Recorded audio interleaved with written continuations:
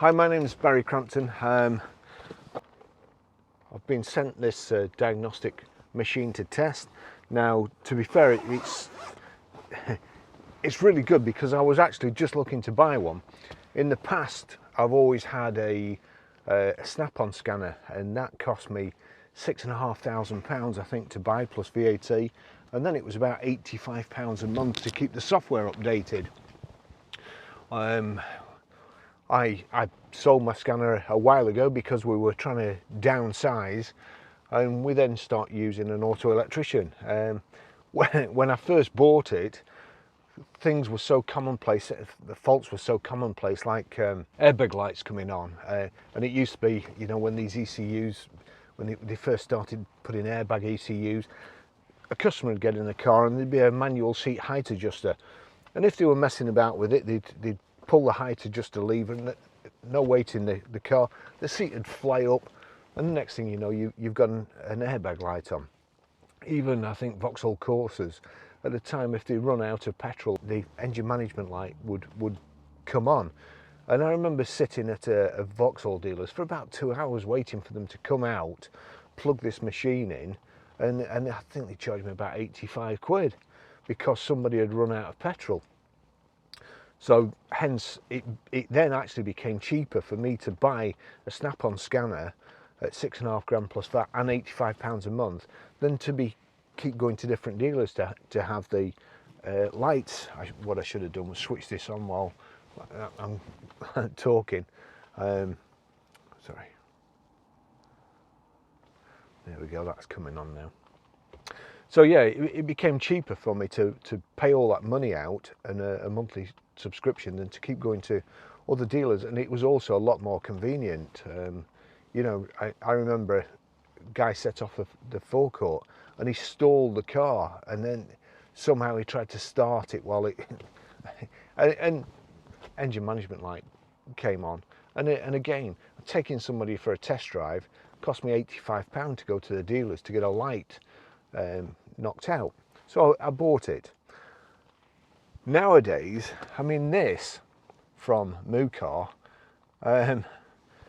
it's 399 quid. I've bought the Range Rover software. You get the EOBD, the European stuff, and the generic codes for all different models. If you get the actual program for the vehicle, then you get the proper Land Rover code, so you know what it is. Plus you get, because it's bi-directional as well, you can actually test certain things. You know, you can knock service lights off, you can knock fault codes off, warning lights, you know, engine management lights.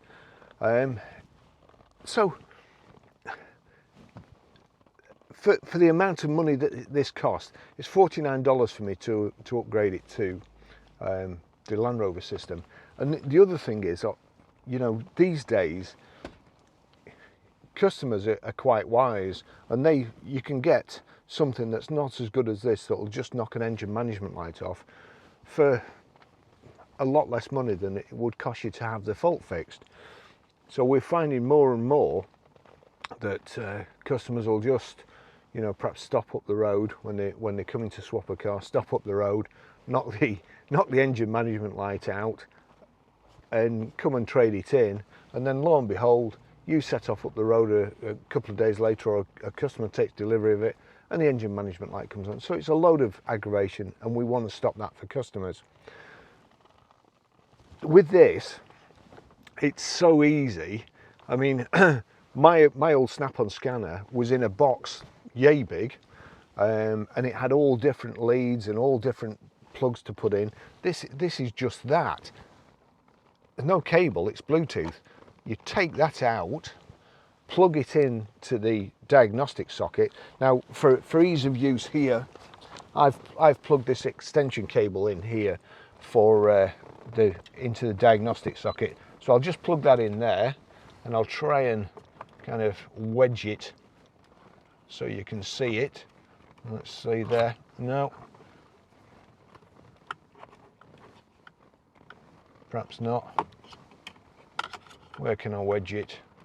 There. So, and you'll see now, Actually, I'm trying to get it from these cameras so you can see. Now if I go to scan, you can do an auto search. You've got Land Rover there, an auto search. Again, this is so much easier than it used to be. You see there, it's connected via Bluetooth. The green light was on to say it had power, so you knew you was on the right track to start off with. It's like one of these things where they're breaking into a big safe and it's guessing the combination. It's doing the same thing but finding the VIN number.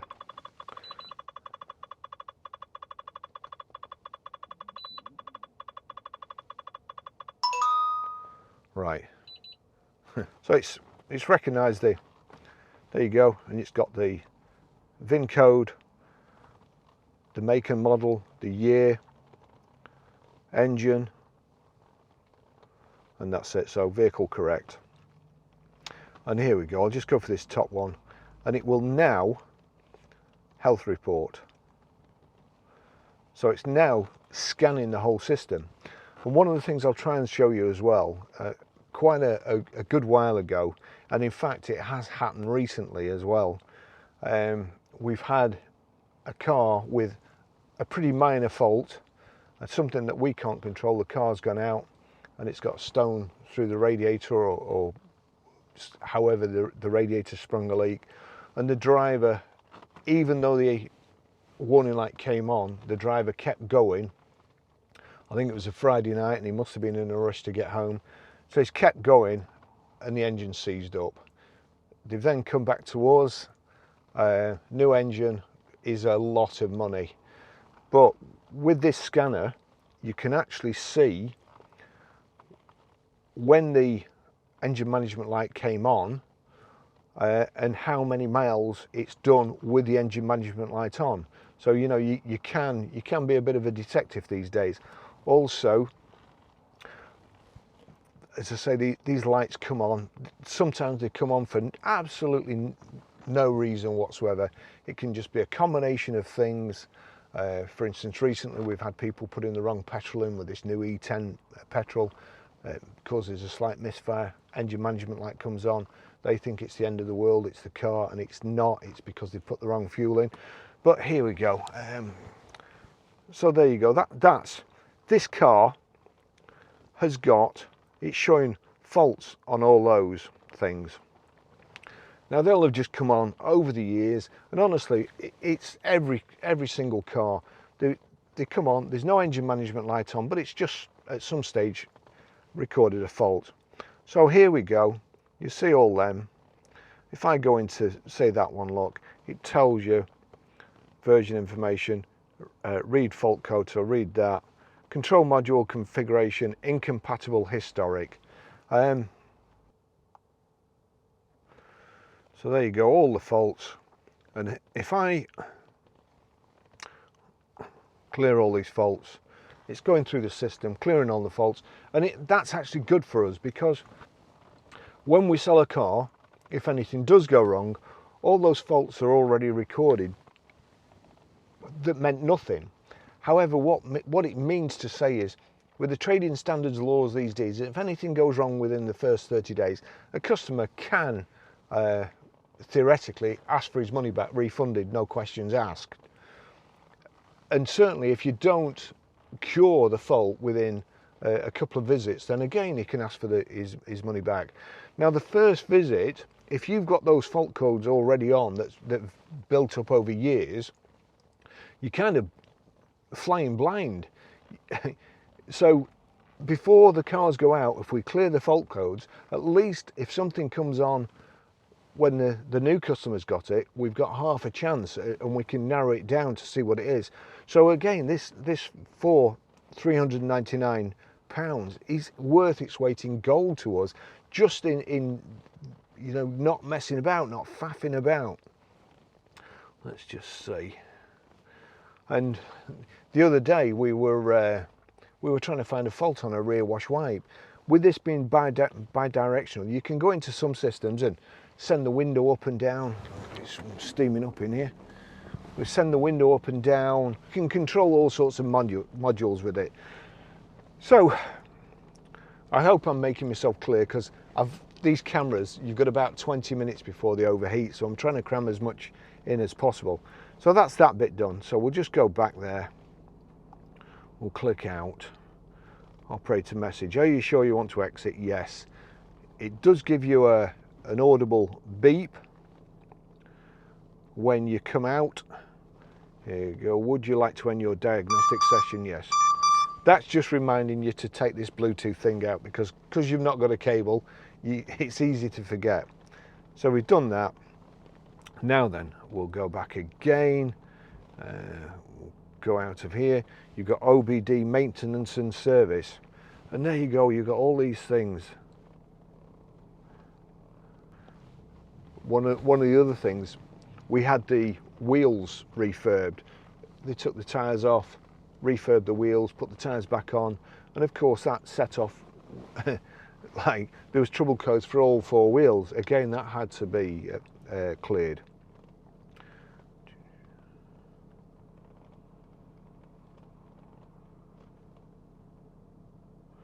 Add blue air fuel bleed AFS, and so certain vehicles, when you're putting pads in, you've now, with the electric handbrake, you have to wind the calipers out. You can't just repair your or replace your pads. So again, you need one of these. One of these things can pay for itself in no time whatsoever. And I mean, unscrupulous dealers, even if you buy them off dealers, we had a customer the other week, and he'd bought a Land Rover off another dealer, and he had a fault, and he rang us. And I said to him, well, why don't you take it back to the guy you bought it off? And he says, well, I did, but he told me to sling me hook, for want of a better expression. Into the Land Rover, as I say, $49, not even £49, so well worth it. Automatically search, operator message, okay. Okay, yes. Instruments, system selection, special function, vehicle information. We've done the health report. Here we go. Voice control, advanced speech recognition, automatic relocking, Bluetooth hands-free for auto streaming. So here, you know, just for, say, for a little car dealer, there you go, manually reset service, Range Rover Sport, 2014, the VIN's been read from, turn on the ignition, open the hood, open the, and again, I haven't got time to do that, and I don't need to reset this because it's already been done. There we go. Now this is the interesting bit. Mill status off. Okay. Read live data, read fault code, clear fault code, test results, control operation of onboard, read vehicle information.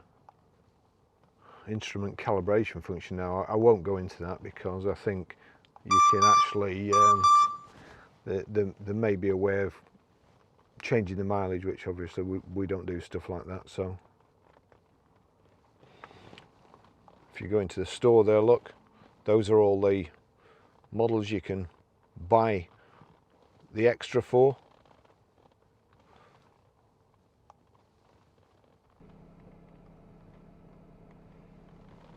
And go into Windows, body systems, door window calibration, roof blind calibration, body sensors, sunroof calibration, all these stuff that you would normally, and there you go. Set the ignition switch to position 2. I'm not going to do this because it's pouring down anyway. The following procedure will drive the roof opening panel through a calibration run. Beware that the roof opening panel will move during the roof time. So I don't want to do that because I've got 2 GoPros fastened to it to start off with. But I'm blown away by the amount of functions on this system, it's just brilliant.